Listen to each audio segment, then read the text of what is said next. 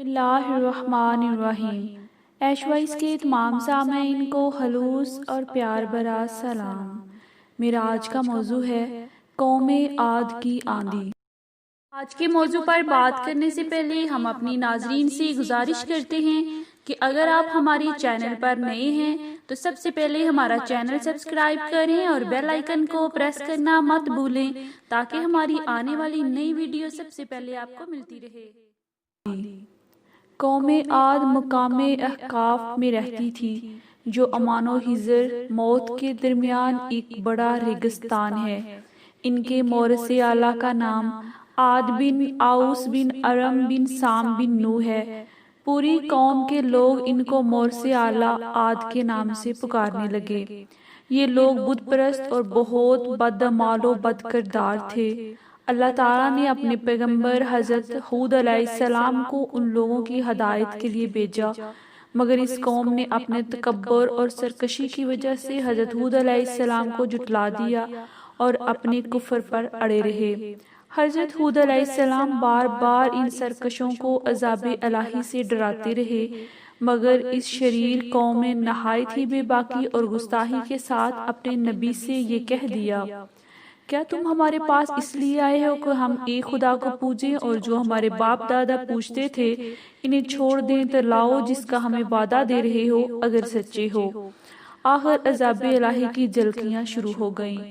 3 سال تک بارش ہی نہیں ہوئی اور ہر طرف قحط و خشک سالی کا دورہ ہو گیا، یہاں تک کہ لوگ اناج کے دانے دانے کو ترس گئے۔ اس زمانے کا یہ دستور تھا کہ جب کوئی بلا اور مصیبت آتی تھی تو لوگ مکہ معظمہ جا کر خانہ کعبہ میں دعائیں مانگتے تھے تو بلائیں ٹل جاتی تھی۔ چنانچہ ایک جماعت مکہ معظمہ گئی۔ اس جماعت میں مرثد بن سعد نامی ایک شخص بھی تھا جو مومن تھا مگر اپنے ایمان کو قوم سے چھپائے ہوئے تھا۔ جب ان لوگوں نے کعبہ معظمہ میں دعا مانگنی شروع کی تو مرثد بن سعد کا ایمانی جذبہ بیدار ہو گیا۔ اس نے تڑپ کر کہا، اے میری قوم، تم لاکھ دعائیں مانگو مگر خدا کی قسم اس وقت تک پانی نہیں برسے گا جب تک تم اپنے نبی حضرت ہود علیہ السلام پر ایمان نہ لاؤ گے۔ حضرت مرثد بن سعد نے جب اپنا ایمان ظاہر کر دیا تو قوم عاد کے شریروں نے ان کو مار پیٹ کر ہلاک کر دیا اور دعائیں مانگنے لگے۔ اس وقت اللہ تعالیٰ نے 3 بدلیاں بھیجیں، ایک سفید، ایک سرخ، ایک سیاہ، اور آسمان سے ایک آواز آئی کہ اے قوم عاد، تم لوگ اپنی قوم کے لیے ان 3 بدلیوں میں سے ایک بدلی کو پسند کر لو۔ ان لوگوں نے کالی بدلی کو پسند کر لیا اور یہ لوگ اس خیال میں مگن تھے کہ کالی بدلی خوب زیادہ بارش دے گی، چنانچہ وہ ابر سیاہ قوم عاد کی آبادیوں کی طرف چل پڑا۔ قوم عاد کے لوگ کالی بدلی کو دیکھ کر بہت خوش ہوئے۔ حضرت ہود علیہ السلام نے فرمایا کہ اے میری قوم، دیکھ لو عذاب الہی ابر کی صورت میں تمہاری طرف بڑھ رہا ہے، مگر قوم کے گستاخوں نے اپنے نبی کو جھٹلا دیا اور کہا کہ کہاں کا عذاب اور کیسا عذاب، یہ تو بادل ہیں جو ہمیں بارش دینے کے لیے آ رہے ہیں۔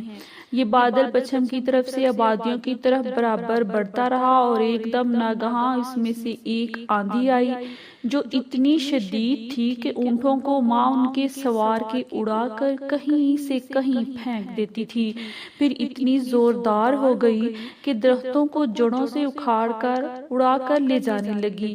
یہ دیکھ کر قوم عاد کے لوگوں نے اپنے سنگین محلوں میں داخل ہو کر دروازوں کو بند کر لیا، مگر آندھی کے جھونکے نہ صرف دروازوں کو اکھاڑ کر لے گئے بلکہ پوری عمارتوں کو جھنجھوڑ کر ان کی اینٹ سے اینٹ بجا دی۔ 7 رات اور 8 دن مسلسل یہ آندھی چلتی رہی، یہاں تک کہ قوم عاد کا ایک ایک آدمی مر کر فنا ہو گیا اور اس قوم کا ایک بچہ بھی باقی نہ رہا۔ جب آندھی ختم ہوئی تو اس قوم کی لاشیں زمین پر اس طرح پڑی ہوئی تھیں جس طرح کھجوروں کے درخت اکھڑ کر زمین پر پڑے ہوئے ہیں۔ اللہ تعالیٰ نے فرمایا، اور رہے یاد وہ ہلاک کیے گئے، نہایت سخت گرجتی آندھی سے وہ ان پر قوت سے لگا دی 7 راتیں اور 8 دن لگاتار۔ تو ان لوگوں کو ان میں دیکھو بچھڑے ہوئے، گویا وہ کھجور کے ڈنڈ یعنی سوکھے تنے ہیں گرے ہوئے، تم ان میں سے کسی کو بچا ہوا دیکھتے ہو؟ پھر قدرت خداوندی سے کالے رنگ کے پرندوں کا ایک غول نمودار ہوا، جنہوں نے ان کی لاشوں کو اٹھا کر سمندر میں پھینک دیا، اور حضرت ہود علیہ السلام نے اس بستی کو چھوڑ دیا اور چند مومنین کو جو ایمان لائے تھے ساتھ لے کر مکہ مکرمہ چلے گئے، اور آخری زندگی تک بیت اللہ شریف میں عبادت کرتے رہے۔ درس ہدایت۔ قرآن کریم کے اس دردناک واقعے سے یہ سبق ملتا ہے کہ قوم عاد جو بڑی طاقتور اور قادور قوم تھی، ان لوگوں کی مالی خوشحالی بھی نہایت مستحکم تھی، کیونکہ لہلہاتی کھیتیاں اور ہرے بھرے باغات ان کے پاس تھے۔ پہاڑوں کو تراش تراش کر ان لوگوں نے گرمیوں اور سردیوں کے لیے الگ الگ محلات تعمیر کیے تھے۔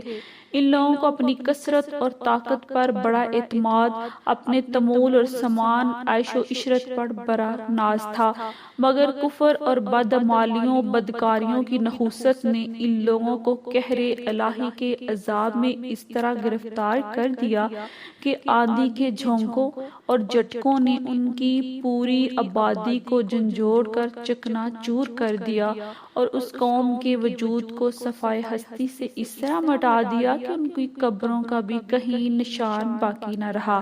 تو پھر بھلا ہم لوگوں جیسی کمزور قوموں کا کیا ٹھکانہ ہے؟